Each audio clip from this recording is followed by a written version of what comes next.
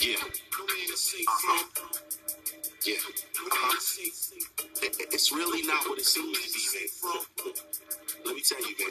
You see your favorite MC on TV talking tough, and they got like 70 people behind them. In reality, man, it's scared little boy.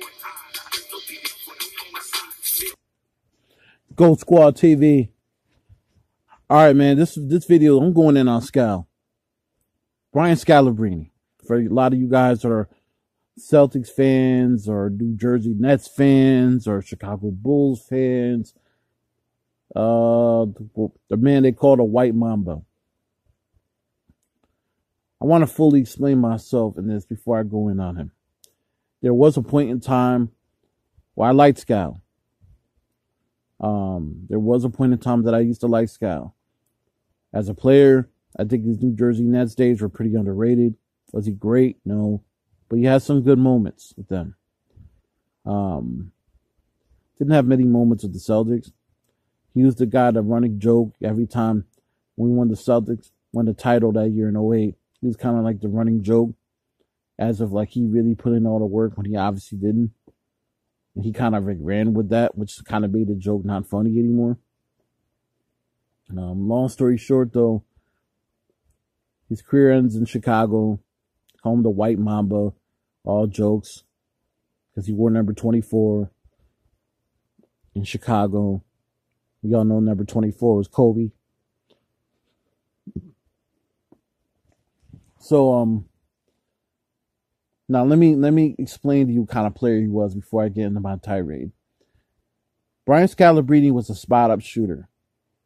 Hands down. Could defend a little bit, but for the most part, he was a spot-up shooter.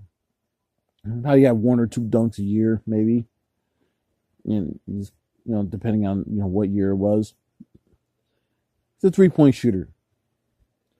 So I want you to understand when Mike Gorman and Scalabrine go into their analysis about the Celtics, about ball movement and, not playing ISO and accusing the two best players of the team of being selfish. I want you guys to understand where that's coming from.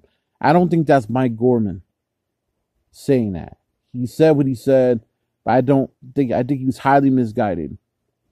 I think he said that because he's sitting next to the guy who constantly complains about how the ball doesn't move around. And if we don't get over 20 assists, we lose. And I say 20 assists a team, we lose. Scalabrine's been pumping that point up this whole year. He's also never been all that big on Jaylen Brown until this year. Last year, he wasn't big on Jaylen. Hell, even I heard him early in the year talking about, when Jaylen would do some of these moves with the dribbling. Oh, I don't know if Jaylen Brown would have been able to do that last year. Well, Jaylen Brown did a lot of the same things against Toronto in the regular season. That 30-point game on Christmas Day, if I'm not mistaken. He damn near killed whoever defended on him, and he was hitting fadeaways on these dudes. Turnarounds. Jaylen Brown's always had the ability. Just continues to get better.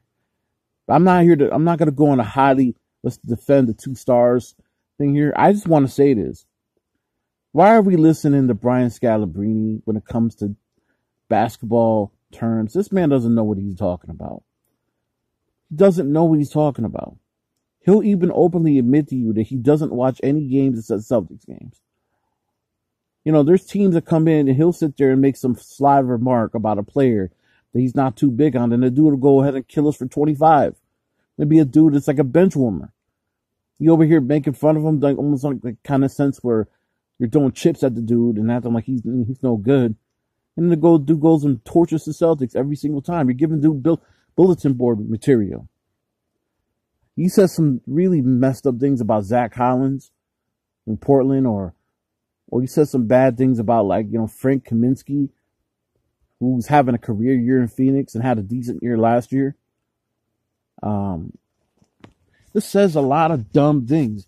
Like he said, when we played the Knicks early in the year, he was like trashing the Knicks. The Knicks are ahead of us in the standings right now. This man don't know what he's talking about. You don't know what he's talking. I could come up with many other examples. Mark Jackson fired him or demoted him to the D League at the time. Now it's the G League, but the time was the D League. He demoted Brian Scalabrine. Now, Mark Jackson, for what I hear, wasn't the easiest coach to deal with. But if Mark Jackson's demoting you, that tells me everything you need to know. And you're getting demoted to G League or D League at the time. You were never a good coach, bro. You go into the Celtics organization and become the guy the successor to Tommy Heinsohn. And the thing is, at least Tommy was successful as a player. Mind you, different time. He won 8 championships as a player, 10 overall, 2 as a coach. At least he was successful. I feel like Paul Pierce should have had that seat before you. But unfortunately, he didn't want to leave LA, so because that's where he's from. So it led your stupid ass to be there. I just don't understand how you think spreading the ball and passing the ball is going to win you a title when you have superstars on your team and 1 all-star on your team as well. So you got a big 3, 2 of them are possibly soon to be superstars, and the other one is an all-star. You want them to pass the ball. Like ISO ball, for all the complaints I hear from fans because they're misguided and don't know basketball, all the complaints I hear about ISO ball, every great player in this league has done ISO ball. Even Steph Curry will isolate on someone and basically dribble them out of their fucking shoes and basically hit a jumper on them. Every player in the league does ISO. It's called using your natural born skills in order to get past your opponent. All right, not everything's going to be, you can't have everything be like the Princeton offense. When I say Princeton offense, it's always backdooring, constant backdoors, it's constant, ball movement, you stand around. It's the same thing Brad Stevens be doing. And it's like, that's not going to win you titles. Coaching doesn't really legitimately win in the NBA. You might see the title of a head coach, but legitimately, the head coaches who allow their players to have a little more leeway and understanding based on their skill sets and being able to set plays for them are the ones that are successful. Greg Popovich is one. Eric Spoelstra is another one. I could name, that's just 2 of them. I could name Rick Carlisle. Rick Carlisle will give you the keys to the car if he knows he could trust you. You can't give him the keys and then take the keys back all the time. So all these people sitting there saying ISO ball doesn't work. ISO balls work since the beginning of the time. Even Kawhi Leonard plays ISO ball. LeBron James, even with his passing ass, will play ISO every now and then.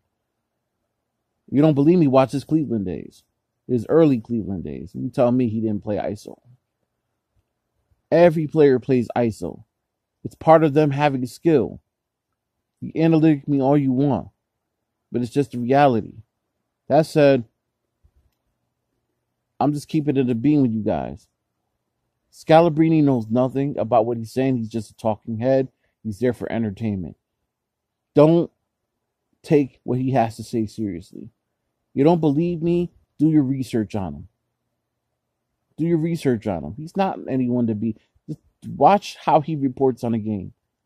This man knows nothing about what he's talking about. He'll keep repeating the same thing over and over again.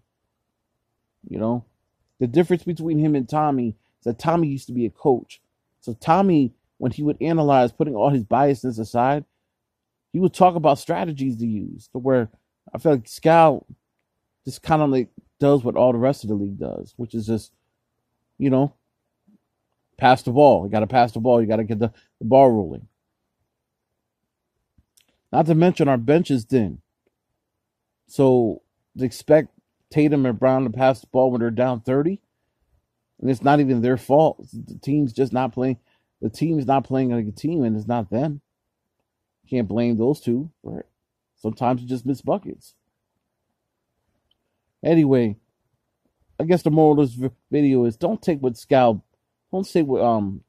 Scalabrine is saying seriously. Gold Squad TV. Subscribe, salute, show love. Yeah, it's really not what it seems to be, man. Let me tell you, man. You know, you see your favorite MC on TV talking tough, and they got like 70 people behind them. In reality, man, it's scary.